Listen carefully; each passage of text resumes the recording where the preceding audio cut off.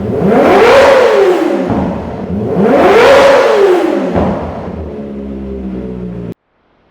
pagi. Kita saat ini udah sampai di Kawasaki Abdul Muiz ya, di halamannya.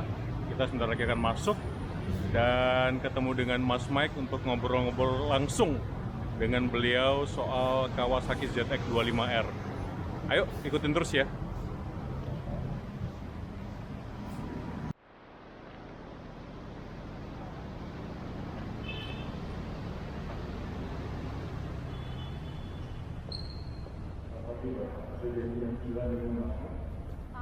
Dari mana, Pak? Dari Leopold.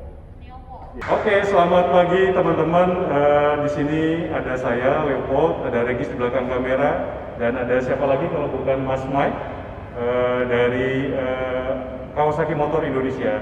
Kita pagi hari ini agendanya ngobrol-ngobrol sedikit tentang Kawasaki ZX25R, satu motor baru yang belum dirilis resmi di Indonesia, tapi sudah sangat ditunggu. Saya kira mungkin hampir 5 tahun ya, sejak 2014 kita sudah mendengar kabar-kabar mengenai dirilis.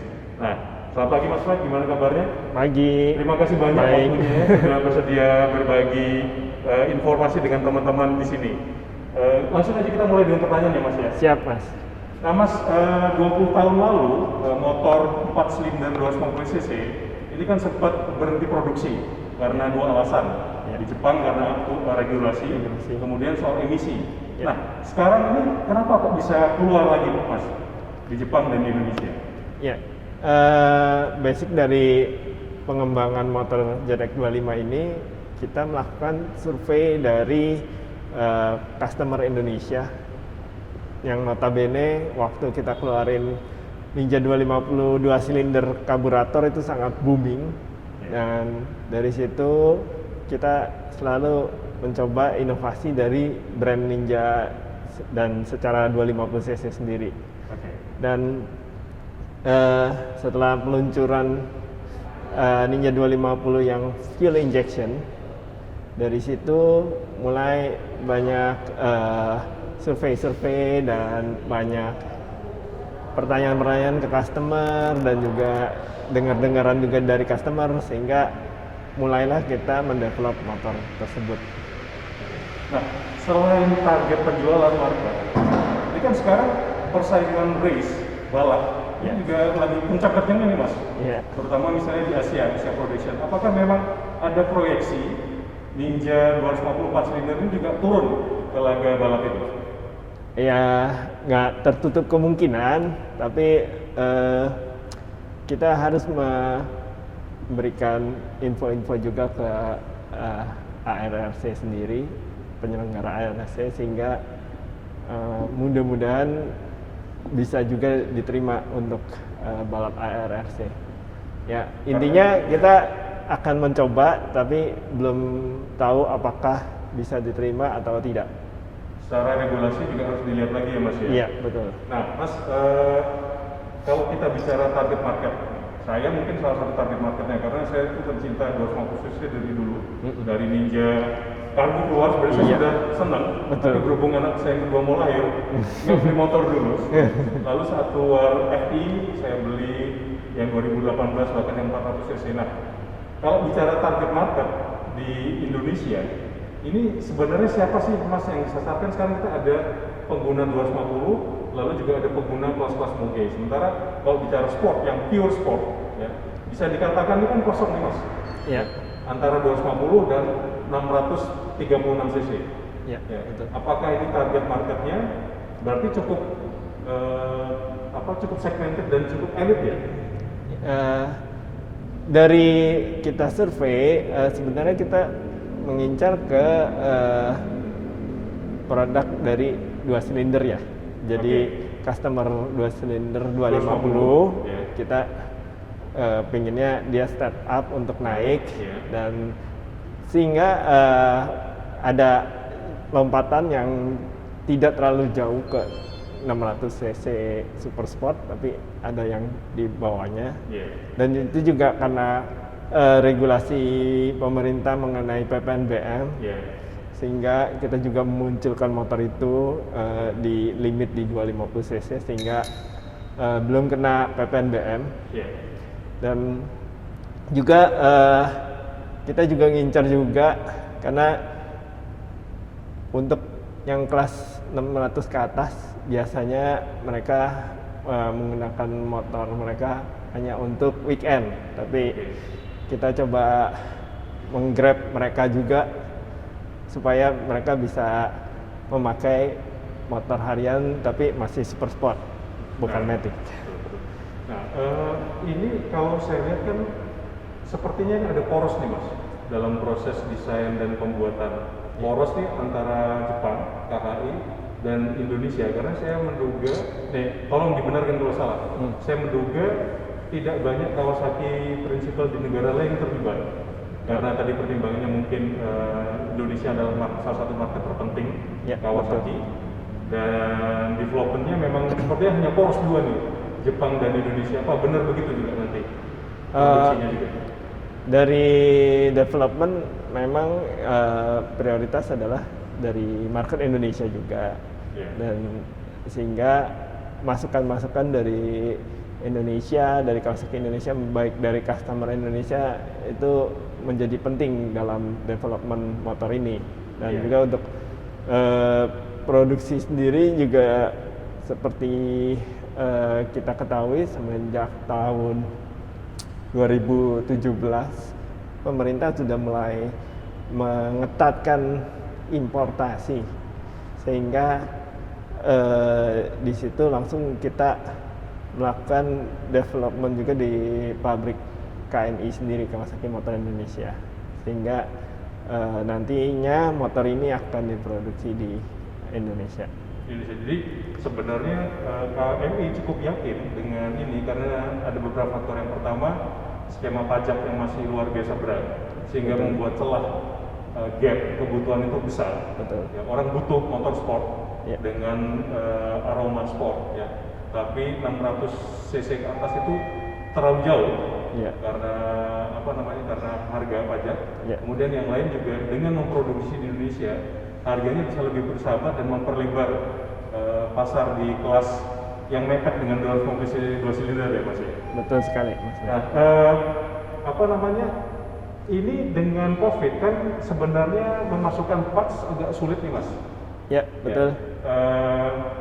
Kargo banyak yang berhenti.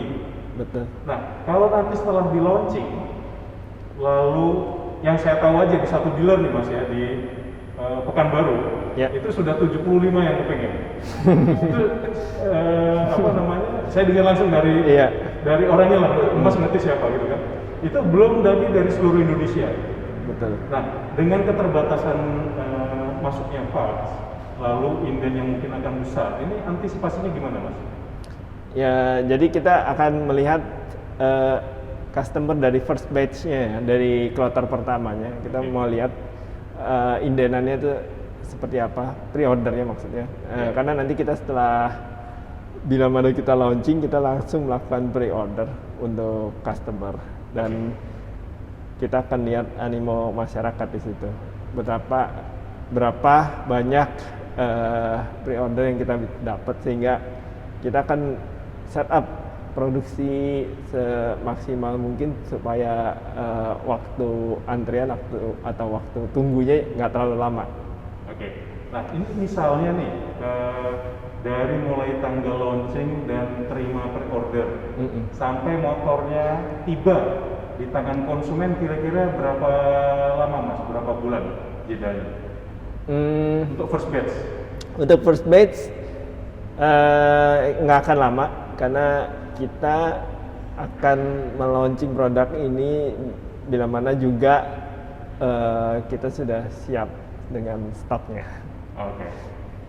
Jadi nggak bisa diprediksi 2-3 bulan? Nggak akan selama itu. Mungkin gitu? dua minggu sampai paling lama 1 bulan, paling lama mungkin. Sudah kalau di first batch. Yes. Cuma di bawah 1 bulan loh, karena biasanya kan antara launching dan delivery itu bisa makan waktu ya Mas. Kalau secara umum ya, kita bicara aja misalnya dulu zamannya CBR, launchingnya Juni, itu November baru dapat. Juga R25 ada jarak waktu 2-3 bulan. Tapi kalau buat Ninja Zelic 2R ini untuk batch pertama 1 bulan sudah bisa sampai ke tangan. Ya, betul sekali. Karena kami dari Kawasaki konsepnya untuk memuaskan pelanggan ya. Jadi waktu tunggu itu adalah salah satu indikator dari customer satisfaction. Jadi kita coba memaksimalkan customer satisfaction dari Kawasaki. Jadi sebenarnya unitnya ini udah ready ya? Sebagian ya? Ya, ada dikit. Berani nggak Mas, misalnya saya kira gini, saya ini udah, yang saya tahu aja teman-teman saya udah ada 5 ya. Sudah ini lagi, sudah betul-betul siap, kemudian 70 saya dengar. Jadi angka perkiraan 200, 300, 500 order pertama yang harus dilayani. Pasti dealer udah kontak Mas Mike dong? Iya, pasti dealer udah. Itu pertanyaan yang sudah saya udah jawab. Jadi intinya sih first batch mungkin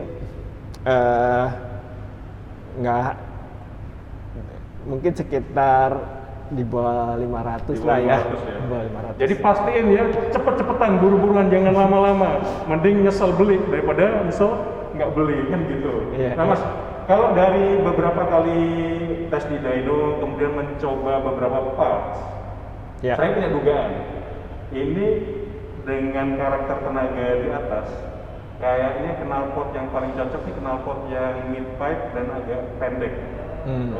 Silencernya bukan yang model panjang untuk mengejar tenaga di bawah. Nah, saya bisa aja salah, karena itu harus di-tag di dyno. Tapi bayangan saya begitu tuh, supaya suaranya juga lebih meraung. Karena kalau yang di video kan suaranya agak halus tuh, karena aturan emisi dan suara ya. Betul.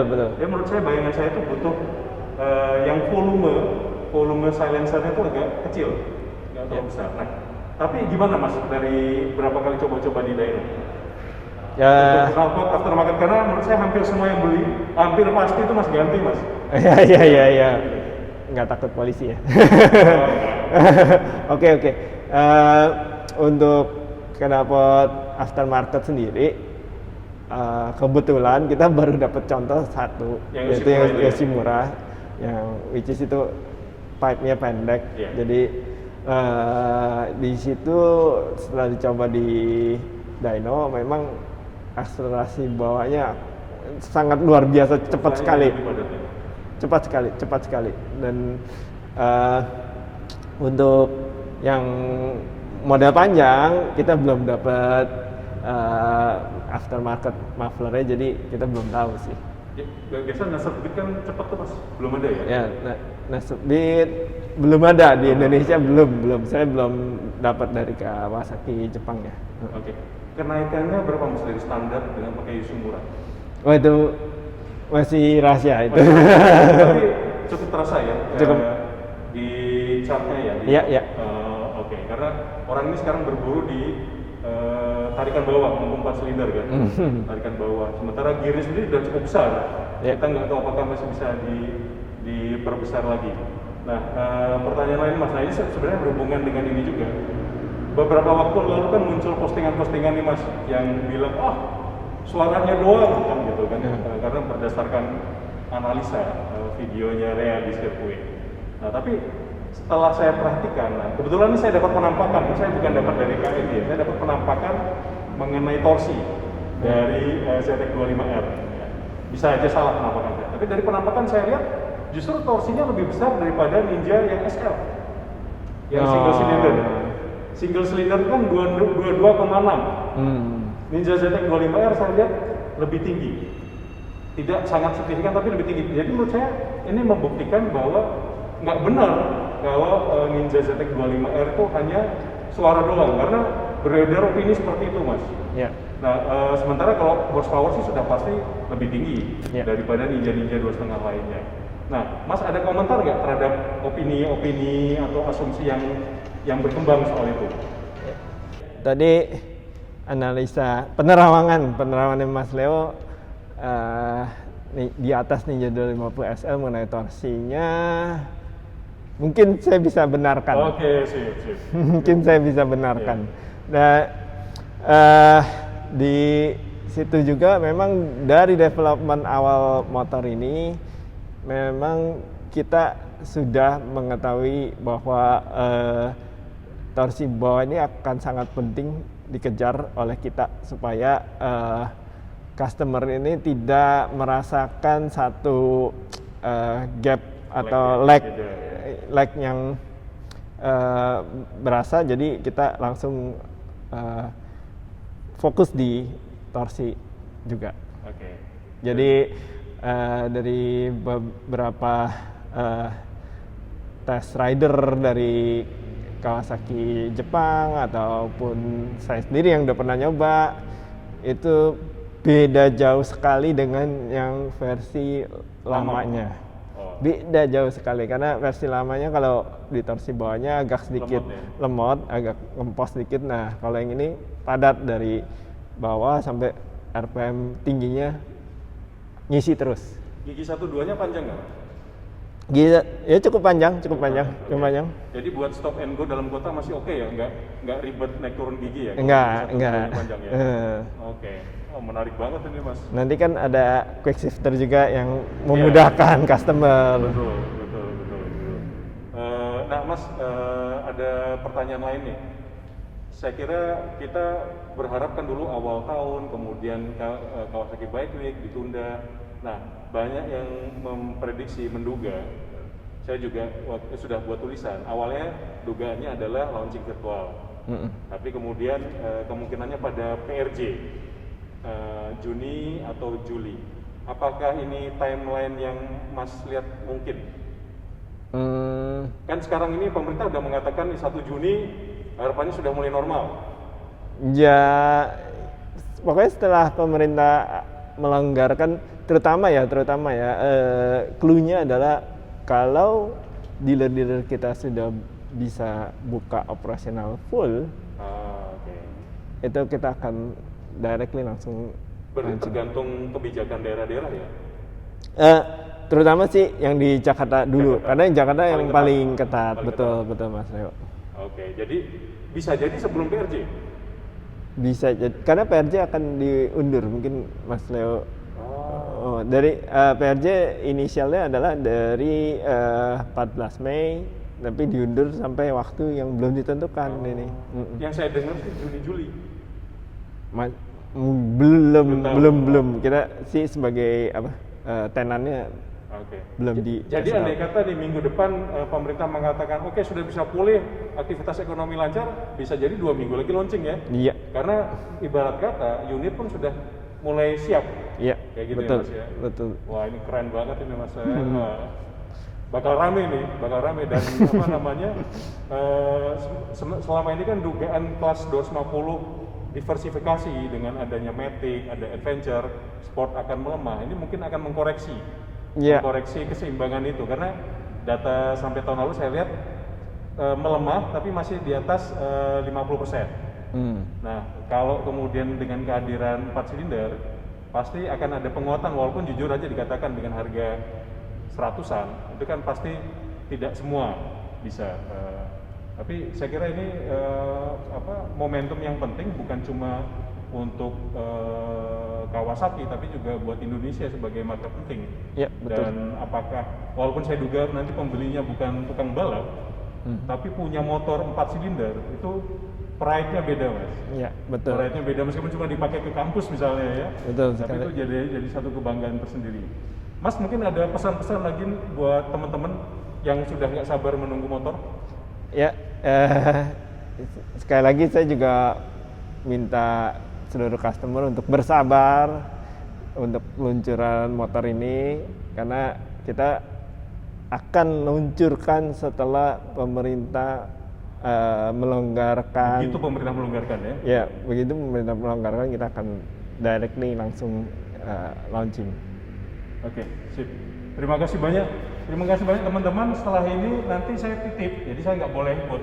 Saya titip kameranya, ada Mas Cipto, ada Mas Mike, saya titip kameranya untuk kita dengar langsung geber suara dari ZX25R dengan knalpot Yoshimura ya. Pantau dulu. Makasih.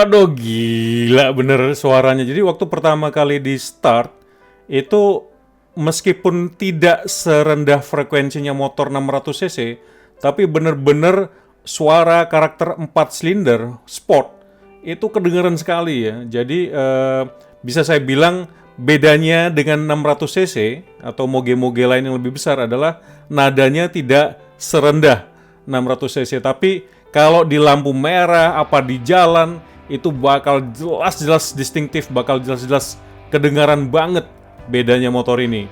Jadi saya bayangin nih motor ini bakal jadi racun banget di jalan raya ntar kalau udah mulai beredar. Ya di lampu merah, di jalan itu bikin kacau orang deh. Jadi pengen punya.